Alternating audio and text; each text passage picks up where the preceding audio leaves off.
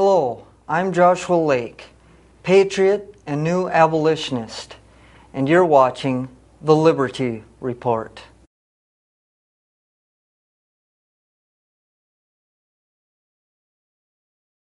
It is evident that for one to fight effectively, one first needs to know for what they fight and the foundation upon which they stand.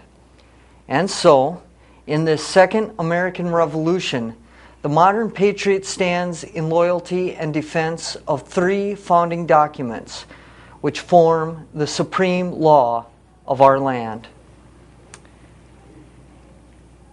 Our foundation is, of course, Christ.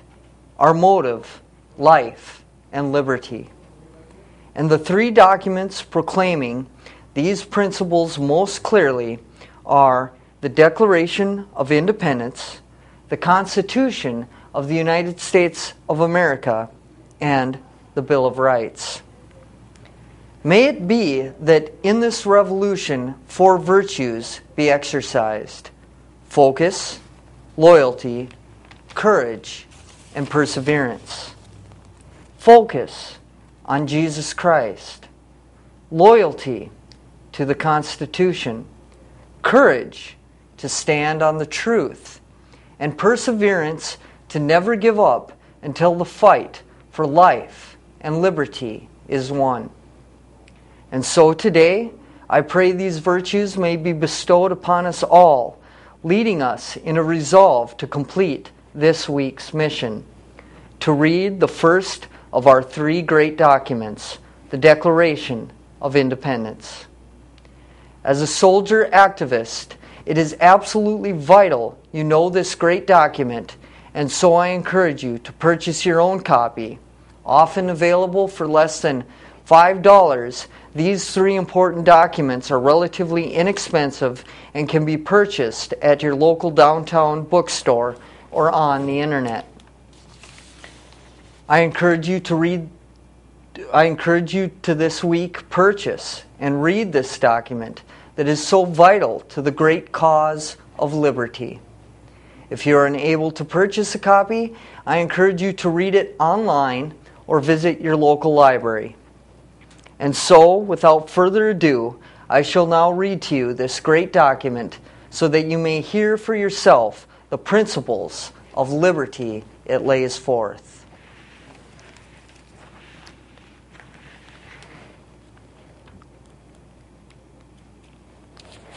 The Declaration of Independence. When, in the course of human events, it becomes necessary for one people to dissolve the political bands which have connected them with another, and to assume among the powers of the earth the separate and equal station to which the laws of nature and of nature's God entitle them, a decent respect to the opinions of mankind requires that they should declare the causes which impel them to the separation. We hold these truths to be self-evident, that all men are created equal, that they are endowed by their Creator with certain unalienable rights, that among these are life, liberty, and the pursuit of happiness, that to secure these rights, governments are instituted among men, deriving their just powers from the consent of the governed, that whenever any form of government becomes destructive of these ends, it is the right of the people to alter or to abolish it, and to institute new government, laying its foundation on such principles and organizing its powers in such form as to them shall seem most likely to affect their safety and happiness. Prudence, indeed, will dictate that governments long established should not be changed for light and transient causes, and accordingly, all experience has shown that mankind are more disposed to suffer, while evils are sufferable, than to right themselves by abolishing the forms to which they are accustomed. But when a long train of abuses and usurpations, pursuing invariably the same object, evinces a design to reduce them under absolute despotism, it is their right, it is their duty to throw off such government and to provide new guards for their future security. Such has been the patient sufferance of these colonies, and such is now the necessity which constrains them to alter their former systems of government. The history of the present King of Great Britain is a history of repeated injuries and usurpations, all having in direct object the establishment of an absolute tyranny over these states. To prove this, let facts be submitted to a candid world. He has refused his assent to laws, the most wholesome and necessary for the public good. He has forbidden his governors to pass laws of immediate and pressing importance, unless suspended in their operation till his assent should be obtained, and when so suspended, he has utterly neglected to attend to them. He has refused to pass other laws for the accommodation of large districts of people, unless those people would relinquish the right of representation in the legislature, a right inestimable to them and formidable to tyrants only. He has called together legislative bodies at places unusual, uncomfortable, and distant from the depository of their public records, for the sole purpose of fatiguing them into compliance with his measures. He has dissolved representative houses repeatedly for opposing with manly firmness his invasions on the rights of the people. He has refused for a long time, after such dissolutions, to cause others to be elected, whereby the legislative powers, incapable of annihilation, have returned to the people at large for their exercise, the state remaining in the meantime exposed to all the dangers of invasion from without and convulsions within. He has endeavored to prevent the population of these states, for that purpose obstructing the laws for naturalization of foreigners, refusing to pass others to encourage their migrations hither, and raising the conditions of new appropriations of lands. He has obstructed the administration of justice by refusing his assent to laws for establishing judiciary powers. He has made judges dependent on his will alone for the tenure of their offices and the amount and payment of their salaries. He has erected a multitude of new offices and sent hither swarms of officers to harass our people and eat out their substance. He has kept among us in times of peace standing armies without the consent of our legislatures. He has affected to render the military independent of and superior to the civil power.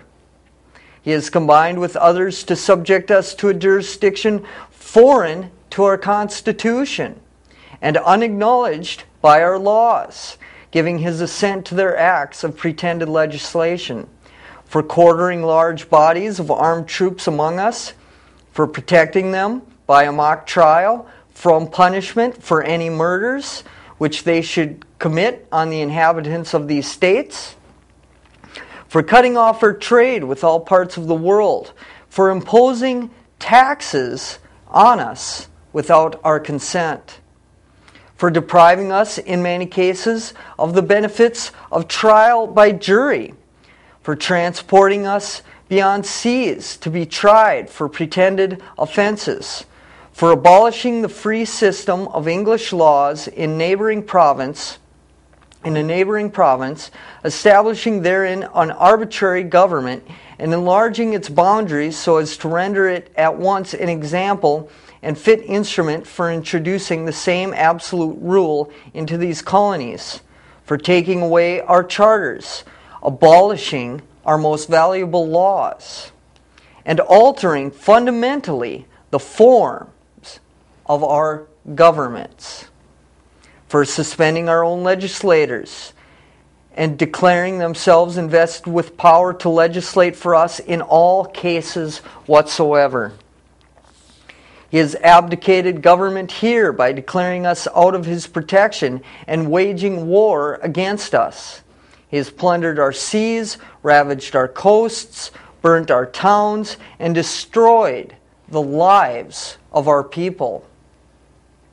He is, at this time, transporting large armies of foreign mercenaries to complete the works of death, desolation, and tyranny, already begun with circumstances of cruelty and perfidy scarcely parallel in the most barbarous ages, and totally unworthy the head of a civilized nation. He has constrained our fellow citizens taken captive on the high seas to bear arms against their country, to become the executioners of their friends and brethren, or to fall themselves by their hands. He has excited domestic insurrections amongst us, and has endeavored to bring on the inhabitants of our frontiers the merciless Indian savages whose known rule of warfare is an undistinguished destruction of all ages, sexes, and conditions.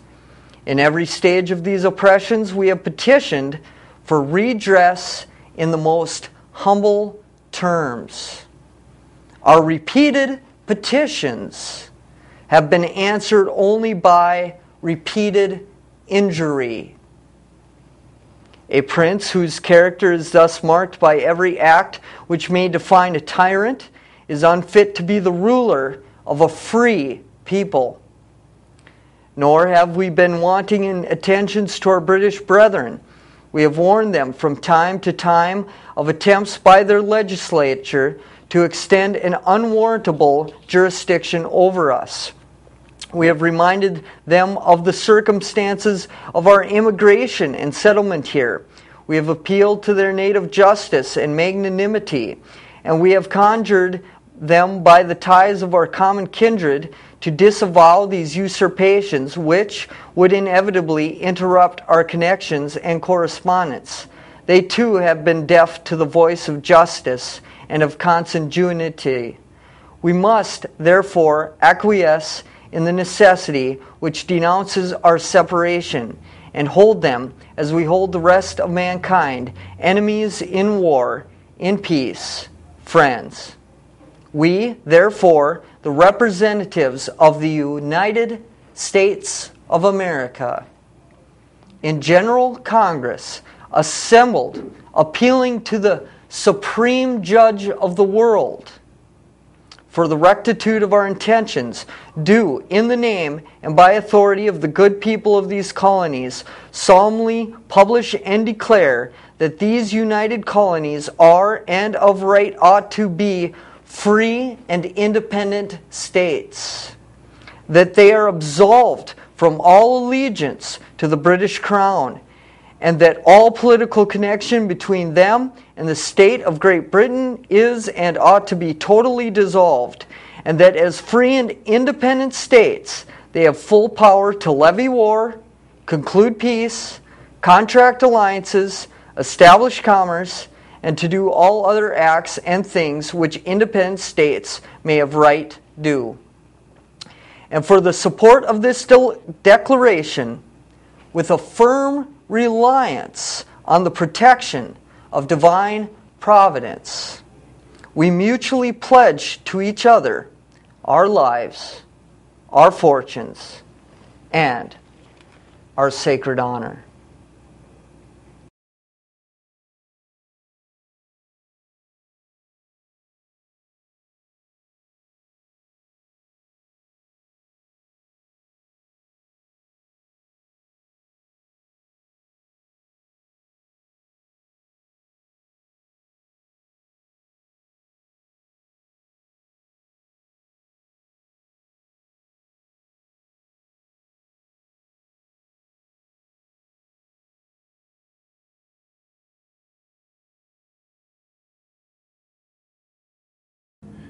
Be sure to watch The Liberty Report, Saturdays at 11 a.m. on Channel 8, or visit youtube.com/libertyreport.